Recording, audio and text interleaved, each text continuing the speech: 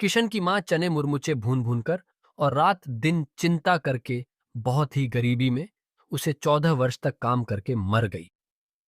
किशन के लिए गांव में कहीं खड़े होने के लिए भी जगह नहीं रही। उसकी सौतेली बड़ी बहन कादम्बिनी की आर्थिक स्थिति अच्छी थी, इसलिए सभी लोगों ने राय दी, किशन, तुम बड़ी बहन के घर चले जाओ। वह बड़े आदमी हैं, तुम वहां अच्छी तरह रहोगे। मां के शोक में रोते रोते किशन ने बुखार बुला लिया था।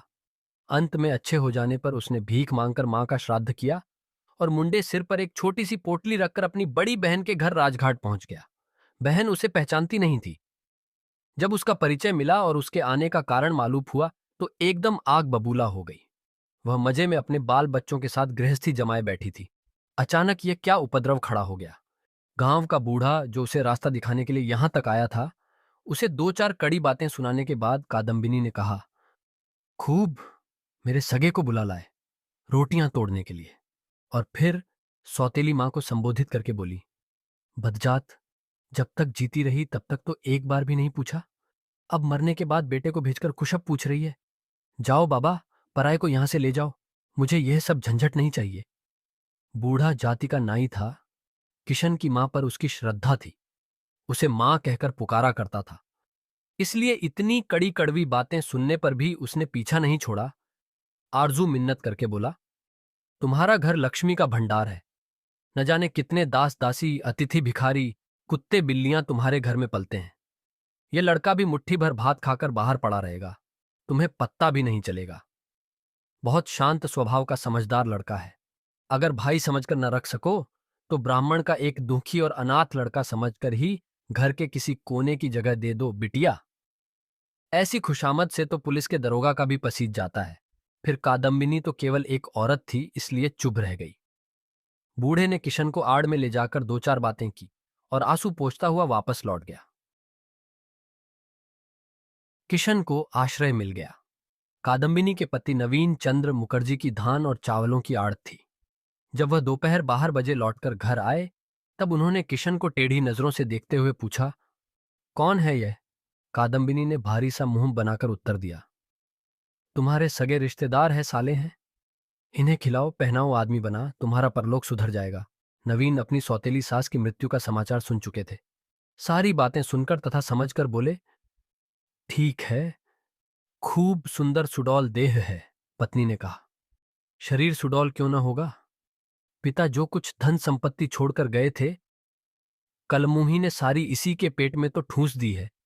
शायद यहां बताने की जरूरत न होगी कि उससे पिता धन संपत्ति के नाम पर सिर्फ एक मिट्टी की झोंपड़ी और उसके पास खड़ा एक जंबीरी नींबू का पेड़ छोड़ गए थे। उसी झोपड़ी में बेचारी विधवा किसी तरह सिर छिपाकर रहा करती थी और नींबू बेचकर लड़के का स्कूल की फीस झूठा पाती थी।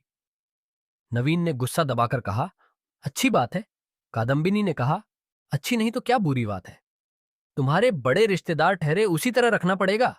इसके रहते मेरे पांचू गोपाल के भाग्य में एक जून भी खाने को जुटा जाए तो यही बहुत है, नहीं तो देश भर में बदनामी जो फैल जाएगी। यह कहकर कादम्बिनी ने पास वाले मकान के दूसरी मंजिल के एक कमरे की खुली हुई खिड़की की और अपनी क्रोध भरी आंखें उठाकर अग्निवर्षा की। यह मकान उस भी मझली देवरानी हेमांगिनी का था। उधर बरामदे में एक किनारे सिर नीचा किए बैठा किशन लज्जा के मारे मरा जा रहा था।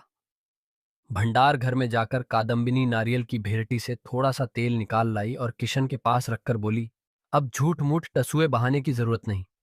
जाऊं, ताल में नहा आओ। तुम्हें तेल फुलेल लगाने की आदत तो नहीं है? इसके बाद उसने जरा ऊंची आवाज में अपने पति से कहा, तुम नहाने जाओ तो इन बाबू साहब को भी लेते जाना। कहीं डूब डाब गए तो घर भर के हाथों में रस्सी पड़ जाएगी। किशन भोजन करने बैठा था। एक तो उसे कुछ अधिक खाने की आदत थी। उस पर कल दोपहर के बाद से उसने कुछ खाया नहीं था। आज इतनी दूर पैदल चलकर आया था और अब दिन भी ढल गया था। इन कई कारणों से थाली में परोसा सारा भात खत्म हो जाने पर भी उसकी भूख नहीं मिटी। नवीन पास ही बैठे भोजन कर रहे थे। यह देखकर उन्होंने कहा, किशन को थोड़ा भात और दो। देती हूं, कहकर कादम्बिनी उठी और भात से खचाखच भरी एक थाली लाकर पूरी थाली किशन की थाली में उलट दी। इसके बाद जोर से हंसती हुई बोली, यह तो खूब हुआ। रोजाना इस हाथी की खुराक जुटाने में तो हमारी सारी आढ़त खाली हो जाएगी। शाम को दुकान से 2 मन मोटा चावल भेज देना, नहीं तो दिवालिया होना पड़ेगा। बताए देती हूं, मर्मभेदी लज्जा के कारण किशन का चेहरा और भी झुक गया। वह अपनी मां का एक ही लड़का था। यह तो हमें मालूम नहीं कि अपनी दुखियारी मां के यहां उसे महीने बढ़िया चावल मिला करता था या नहीं, लेकिन इतना जरूर मालूम है कि भरपेट भात खाने का अपराध में उसे कभी लज्जा से सिर नीचा नहीं करना पड़ता था। उसे याद आया कि 1000 अधिक खा लेने पर भी वह अपनी मां की खिलाने की साध कभी पूरी नहीं कर पाता था। उसे यह भी याद आया कि कुछ ही दिन पहले गुड्डी और चरखी खरीदने के लिए उसने 2 करछुल भात अधिक खाकर मां से पैसे वसूल किए थे। उसकी दोनों आंखों से आंसुओं की बड़ी बड़ी बूंदें निकलकर आई थीं और किशन चुपचाप से खाना खाने लगा। वह इतनी भी हिम्मत नहीं कर सका कि बायां ने हाथ उठाकर आंसू पोंछ डालता। वह डरता था कि कहीं बहन देख न ले। अभी थोड़ी देर पहले ही वह झूठ मूठ टसुए बहाने के अपराध में झिड़की खा चुका था और उसे झिड़की ने इतने दारुण मात्र शोक की गर्दन भी दबा दी थी। दोस्तों, उम्मीद है आपको ये छोटी सी कहानी पसंद आई होगी, तो प्लीज इस वीडियो को लाइक और चैनल को सब्सक्राइब जरूर करें।